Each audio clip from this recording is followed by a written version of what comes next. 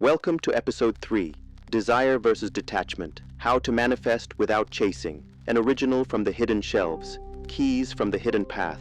In this quiet space of remembrance, we return to the unseen forces that shape the scene, where desire is not something to chase, but something to soften into, where longing becomes a whisper, not a scream, and where what you want begins to want you back. How to manifest without chasing. Desire is not your enemy. It is sacred. It is the voice of your soul calling something into form. But when desire becomes desperation, the frequency shifts. You begin chasing instead of allowing, controlling instead of receiving. True manifestation is not about doing more. It's about aligning your energy so purely that what's meant for you has space to arrive. Let's explore this truth through the field of your lived experience. Scenario 1. The career leap. You sit at your desk, the soft glow of your laptop lighting your face. Emails are open, calendars are full, tabs multiply with dreams half-formed and deadlines unmet. You've been putting yourself out there, sending proposals, building, applying, hoping. You repeat your affirmations. You visualize success. You try to stay positive. But your body tells the real story. You feel the contraction, that anxious edge in your chest, the way your breath shortens without asking. Your energy begins to orbit the outcome. You find yourself refreshing your inbox, again, replaying that one interview, rereading the post that got no traction. You start to question yourself. Am I doing enough? Am I enough? And then, something breaks, not with drama, but with stillness.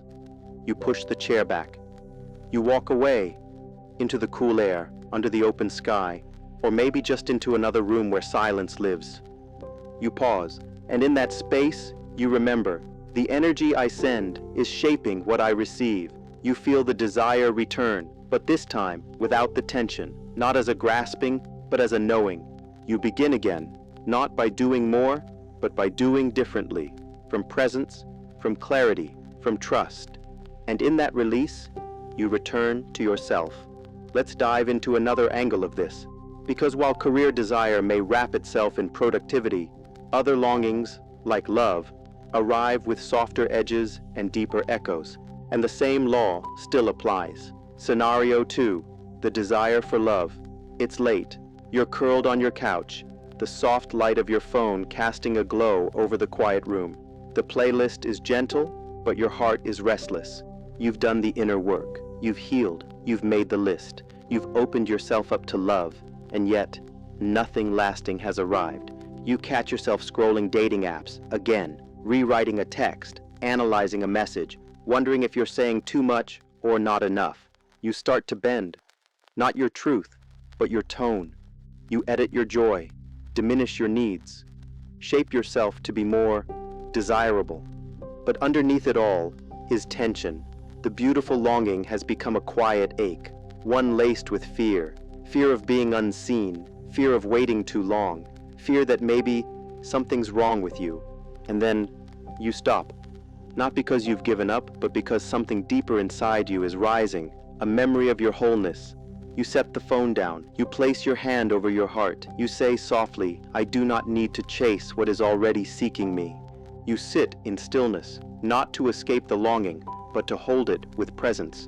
And as you breathe, the need softens. The craving clears, the sacred desire remains, but now it hums with grace. You are no longer the hunter. You are the field, and in that shift, you return to yourself. Let us reflect for a moment. Desire, in its pure form, is a current. It flows, it calls, it aligns. But when fear clings to it, it becomes static. And in that distortion, we chase what we were meant to receive. Detachment is not coldness, it's trust. It's the quiet knowing that you are whole, even as you call in more. Let the desire live, but loosen your grip. Let the vision breathe, but stop suffocating it with urgency. And in that softening, you return to yourself. To summarize, in this episode, you explored the sacred paradox of desire and detachment. You saw how beautiful intentions can twist into striving, and how chasing can cloud the very path that is trying to open for you. In the scenario of your career, you watched as urgency shrank the space for inspiration. In the scenario of love, You saw how worthiness got tangled in the need to be wanted, but within both, a shift occurred, from pressure to presence, from controlling the timing to trusting the unfolding. Manifestation doesn't ask for more force, it asks for more alignment. And when you let go of the timeline, without letting go of the truth in your heart, you become magnetic to what is already yours. Thank you for resting here, in this space between wanting and waiting. Thank you for honoring your desires without gripping them. And thank you for remembering that even the longing is sacred when it's held in love. Where in your life have you been holding too tightly to a desire? What might unfold if you trusted the process more than your plan? If this key stirred something in you, we invite you to leave your reflection below. Your honesty may ripple into someone else's clarity, reminding them to soften, to trust, and to return.